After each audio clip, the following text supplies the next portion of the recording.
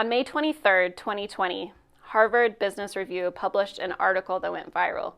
It was entitled, "That Discomfort You're Feeling is Grief." The article discussed the famous 5 stages of grief and included a few ways to manage it. We have all heard of grief. Most of us have experienced it.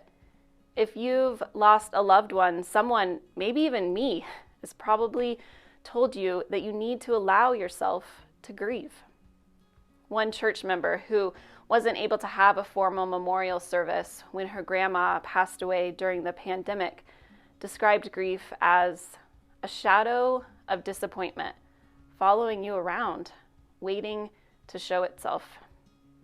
Another church member who suffered at the hands of a physically abusive parent and is a recovering alcoholic told me that grief is trips to hell and back.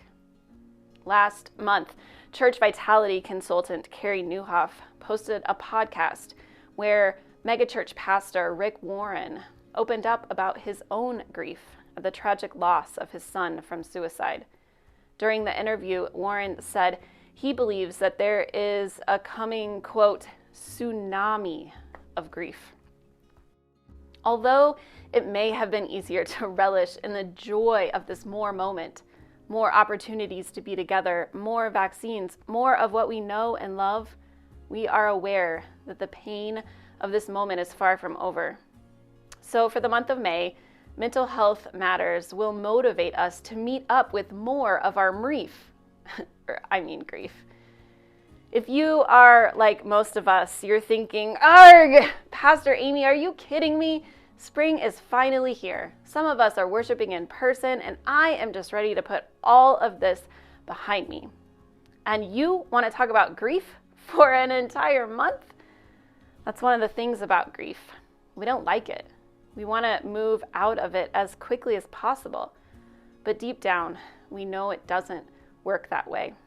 Elizabeth Kubler-Ross, whose stages of grief theory I referenced earlier, puts it this way: the reality is that you will grieve forever. You will not get over the loss. You'll learn to live with it. You will heal and you will rebuild yourself around the loss you have suffered. You will be whole again, but you will never be the same, nor should you be the same, nor should you want to be the same. I think the thing that has made the grief of the pandemic so difficult is that we usually associate grief with something that follows death. And so for many of us, it may be easy to say, why should I be grieving? No one I was close to died of COVID. But grief is the natural response to any loss. And there has been so much loss.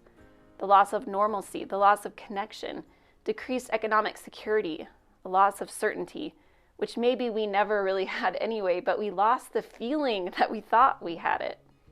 And we lost the feeling of safety. The Harvard Business article points out that individuals or groups feel a loss of safety all the time, people of color, for example. But the world grieving together in this way is new. There are personal losses, and there is also the macro level loss of knowing that 3,150,000 families are in fact grieving the loss of life. We began with 2 church members' thoughts about grief, and I'd like to end with another. 5 months after the death of my wife of 50 years, the heavy waves of grief and tears are done. What remains is a hollow feeling, sometimes a deep hole. Some dreams and plans are not going to happen.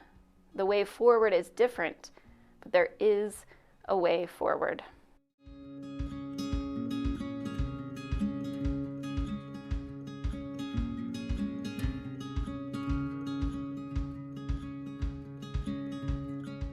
Don't miss next week when we look at how folks in the Bible dealt with their grief, as well as at a Bible verse that helps us to see that grief is a necessary gift from God. May you feel God close to your broken heart. May you feel God saving your crushed spirit. And may you never forget that your mental health matters.